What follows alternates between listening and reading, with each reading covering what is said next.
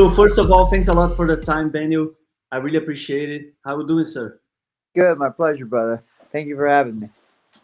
So once we are speaking to the Brazilian audience, what do you know about Brazil? I know you already fought here in 2017. I think at Fortaleza, right? 2017 against Yeah, Barbosa. And yeah. how was that experience? What did you learn about the culture and all that stuff? I've been to Brazil 4 or 5 times. I love Brazil. I have a lot of teammates that are Brazilian, and yeah, to be honest, I like the culture a lot. I like the food. I like the people, and yeah, I mean, most of my martial arts comes from Brazil. That's what I was about to ask. We had the opportunity to talk with Fabrício Verdun and Master Rafael Cordeiro on the channel, and they said only great things about you. What's the importance of having these guys around you at King's MMA? Uh, you know, Fabricio was like a team captain for us. He's currently in Brazil right now, so I don't get to see him as much. And Master Alfal and I, we have like a father-son relationship. It's not just a coach for me. So they mean the world to me, both of them. And Fabrício told me about the time when you arrived at the gym, and he remembered that you was that guy that always paying attention, always watching the training sessions, and he realized at that moment that you had something special. Yeah. Did you remember your beginning at the gym? Man, my first time meeting Fabricio, he smashed me because the training was MMA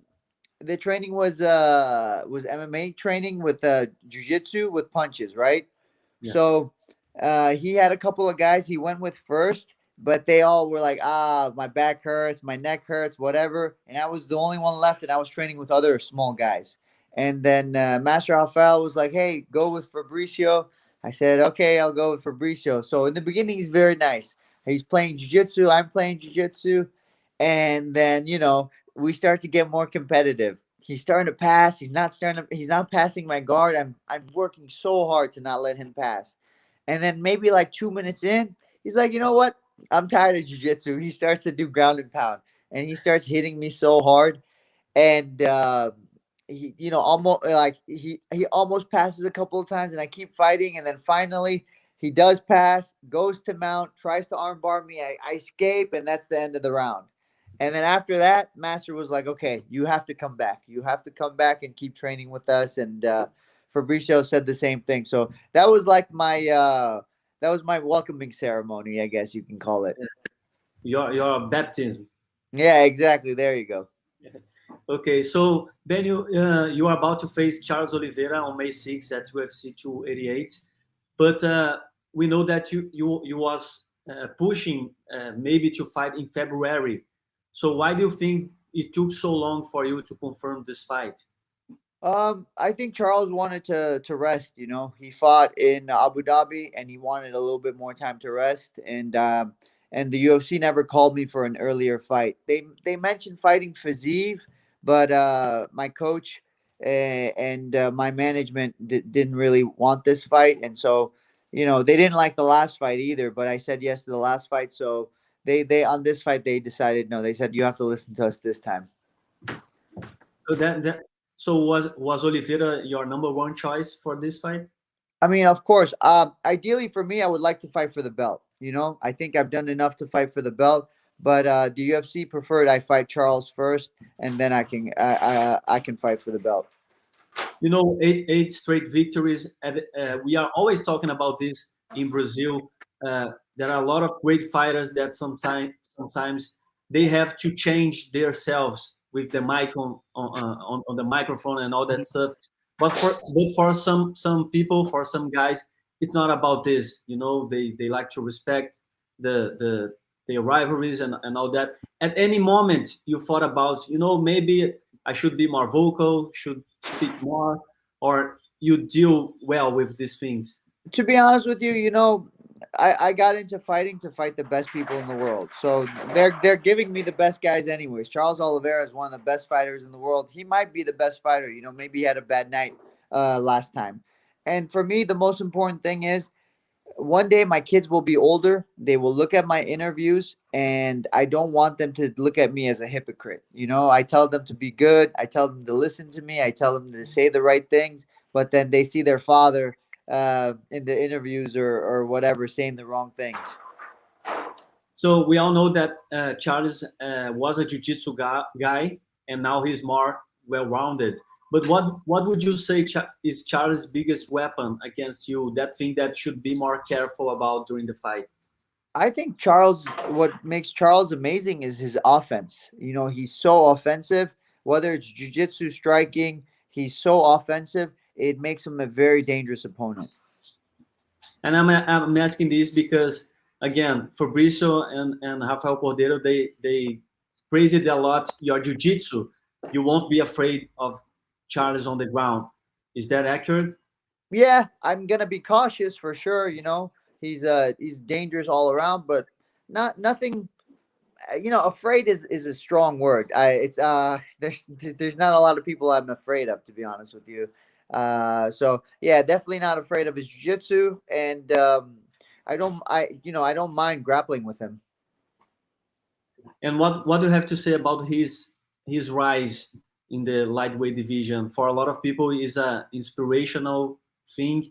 You know, a lot of time, and it's funny. The last time I spoke with him, the fight wasn't confirmed, but he was saying Dariush is on the same path that I was. He has a lot of straight victories, a huge sequence, but there are a lot of people that don't want to fight him, don't want to give him the opportunity. He had his opportunity and became the UFC champion. And right now, do you see something similar here? Yeah, of course, man. I mean, his rise is very inspirational. I'm like, to look at him, you know, to say, you know, they talk about it all the time. Even my coach mentions it. Poor kid came up from the bottom, and then he went from, you know, that into the UFC at a very young age, and you know, he had a hard start. It wasn't like he was doing good from the beginning. It was very 50-50. And to go from being 50-50 to becoming champion, it's I would say it's definitely a very inspiring story. I think I think for his country, I think he's a hero. You know, I definitely do think so. And as far as our trajectory, yeah, for sure. I think there's a lot of similarities between where I'm at right now and where he was. I asked you about his biggest weapon, and now the opposite. What would you say is your biggest weapon against him? You know, I think my biggest weapon is I just stay calm. I don't really let too many things bother me. I can be in bad situations. I can be in good situations. It's I enjoy fighting. You know, I enjoy being in the octagon. So that's what I'm gonna do. I'm just gonna be in there and I'm gonna enjoy the fight. Were you surprised to see how dominant Islam was against Oliveira? Were you expecting that? To be honest, I don't know if I would call it dominant, because in the first round, okay, the fight, he won the round. Islam won the round, but it wasn't like he was like the damaging Charles. And the second round, I didn't think it was that dominant either there until that right hook. Yeah, to be honest with you, I thought Charles was actually doing really well in the second round. So, you know, I think it was just like small technical issues that led to that fight ending so quickly. But you know, I my prediction for the fight was like 50-50. Those guys, either one of those guys can win that fight. You know, distance control, man, it was going to be very important, and just who gets to decide the tempo of the fight, and that's kind of how it played out. And what do you have to say about the submission? Because for a lot of people, it's not about Makachev having a better jiu-jitsu than Charles. Maybe Oliveira was rocket and then he got caught. How do you see that submission? I think there's definitely there's truth to that. I mean, if he's hurt, you know, I've been hit before and I've been dizzy, and then I've had, you know, I've been choked out. It's different because when you get hit hard, time slows down.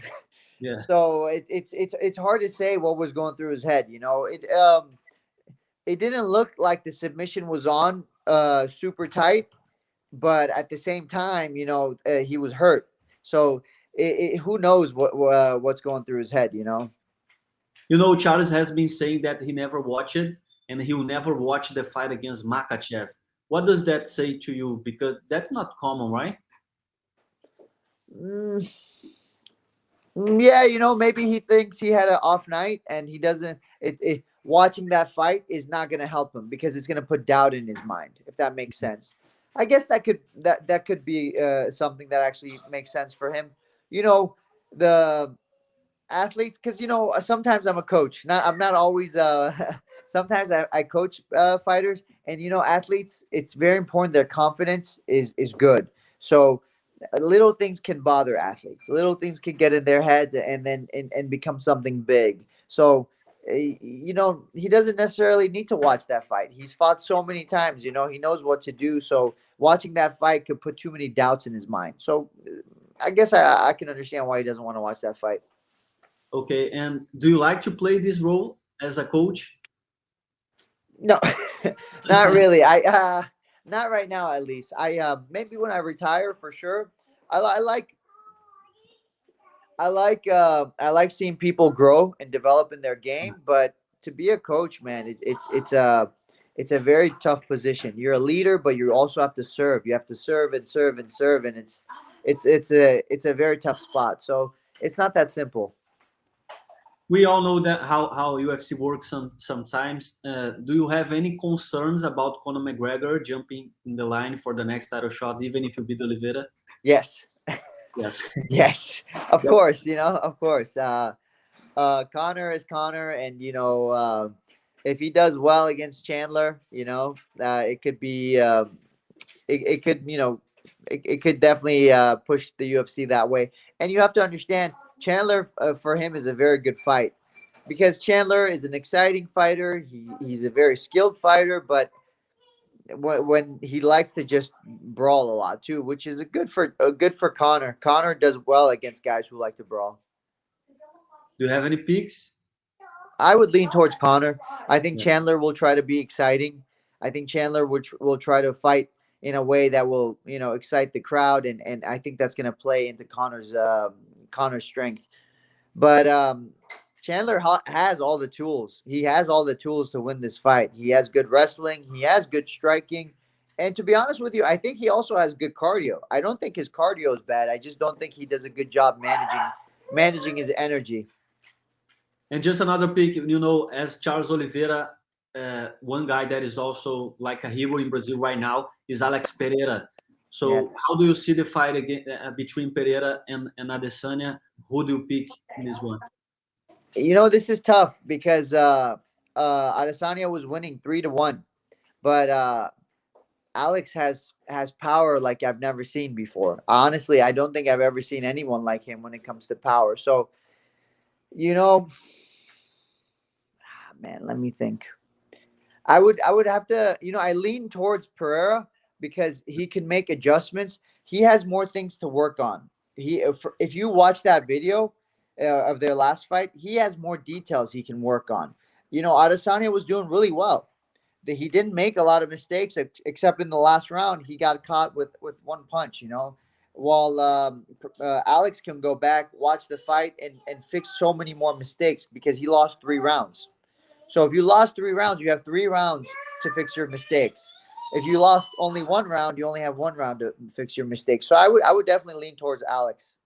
For Adesanya, is more like to train the mental part, right? Yeah, of course. There's the mental part. Um, you know, when you get to these guys' level, once you get past the first round, it's not just mental. It like you fall into your rhythm. It's more going to be your technique and what you have. I think the hardest part for Adesanya, as far as the mental part goes, he is getting to the fight, is getting to the day of the fight. But once he inside that octagon, it's what you've trained. What you trained, because man, I'm tra- I'm training 2 3 times a day, repeating the same thing and over and over and over again. The only thing that could really mess me up before the fight is doubts getting in your mind. So I think for Adesanya, if he can get to the fight without letting the doubts get in his mind, inside that octagon, everything will be like he'll fight the way he's trained. But getting there is the real trick. Perfect. Just two last things before I let you go. I don't know if you are the type of fighter that likes to visualize how the fight ends, but what's your prediction for a fight against Oliveira? You know, I would love to say I want to finish this guy and I want to do that, but Charles Oliveira is one of the best lightweights ever. So in order for me to be ready to beat this guy, I have to be ready to beat him for every minute of those 15 minutes. So in my mind, the best way to win this fight is a 3-round domination. I don't allow him to win the striking. I don't allow him to win the grappling. I make sure I dominate in all situations. That is the perfect night for me. Good. And last thing, what was your reaction to the Makhachev against Volkanovski fight? Were you surprised at how strong and Volkanovski was competitive? No, because I actually predicted it was going to be like this. I predicted Makhachev was going to win a decision, but I also predicted that Volkanovski was going to come back at the end and be strong at the end. So I wasn't too surprised, but I was really impressed with both guys. These are two of the best athletes in the world, and the fight was amazing. Awesome. Any special message for the Brazilian fans? You know, I know fighting Charles, not probably, they're not super happy about it, but I my martial arts comes from Brazil. My coaches, I have there's nothing I could say there's nothing I could do that's I would say like something bad or whatever. I have a lot of love for Brazil. I have a lot of gratitude for Brazil. Brazil has because of Brazil, I have so many blessings in my life. So I guess the thing I would say to my Brazilian fans is just thank you for all that you've done for me. Thank you so much, Ben. I really appreciate the time. Good luck on May. Really appreciate it, man. Thanks a lot. My pleasure, brother. Take care. Take care, man.